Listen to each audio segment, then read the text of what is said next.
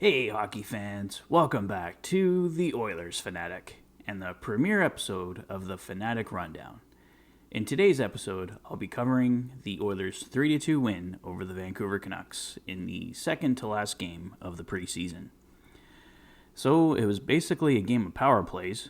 The Oilers scored their first 2 goals on the power play, Canucks scored their only 2 goals on the power play, and Derek Ryan picked up the winner, even strength, on a nice little tip.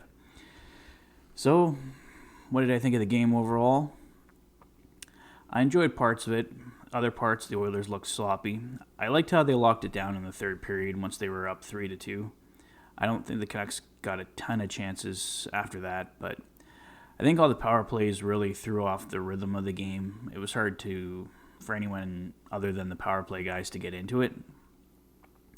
So I can see how both teams wouldn't have their best game. There was way too many penalties. I know they're trying to work the kinks out in the preseason, and I guess the preseason is the time to do it. But it was way too many. We all like seeing the Oilers on the power play, right? But there was way too many penalties called. And yeah, I think the whole flow of the game got messed up. But hey, at the end of the day, the Oilers got the big 3-2 win. Mike Smith went for the empty net, and he missed it. He was so close. I thought for sure he was going to get that one there. And I actually predicted before the game to my wife that the Oilers were going to win 4-2. So I was that close. I was an empty net goal away from being right with my prediction. But there you go.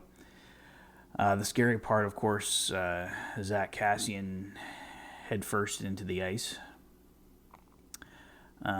But from the first reports that I'm hearing after the game, he seems to be okay. So, or nothing too serious anyway. So I guess we'll wait to hear more on that. Did hear that Yamamoto should be back for the next game, so that's also really encouraging. I know a lot of fans didn't like seeing Kyle Turris up there on the line with Zach Hyman and Ryan Nugent-Hopkins, but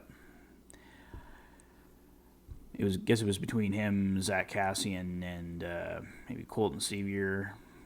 So it's not like the Oilers have a ton of great options beyond Yamamoto for that spot. So I prefer seeing Connor and Leon separated for the most part, and then you throw Connor and Leon together as a weapon. So, but from the talk, I heard Bob Stauffer mention it yesterday, and Ryan Rishaug, that perhaps for most of the Oilers' home games, that we're going to see Leon and Connor together, and then they'll separate them on the road when they don't have last change and all that stuff. I don't know if they should be, it's exciting, don't get me wrong, because it's exciting watching Connor and Leon together, but if a team manages to shut them down and our second line isn't really going, then I think it's almost a guaranteed loss on those nights. I like having that as a backup option to put Connor and Leon together. I don't like them having them together unless we have a super strong second line. And I don't know, is Ryan Nugent-Hopkins, Kyler Yamamoto, and Zach Hyman that really strong second line? It should be a good line, but I don't know if it's enough to keep Connor and Leon together. But I guess we'll see going forward. There was some talk that Kyle Turris was being promoted the right word, showcased, I guess is the word I'm looking for here, for a possible trade. Bob Stauffer mentioned on Oilers Now, was it yesterday, that there's possibly potential interest in Brett Connolly. He's currently on Chicago Blackhawks. He got waived the other day and assigned to their American Hockey League team. From the stats I was looking at, I think Connolly had 1 or 2 goals last year. I think he only ended up appearing in 10 games, but he's another, I think he can play right and left wing for the Oilers. Would he be a major addition? I don't know. He's got 2 years left at $3 million plus. The talk in the deal was that maybe a Kyle Turris was going back the other way, and then Chicago would retain some salary. But I don't know. Chicago didn't really retain any salary last time, so infamous Duncan Keith deal. So I don't see how Ken Holland could sway Chicago to hold salary on Connolly this time, but I don't know. We'll see what happens, I guess. That was a rumor going around.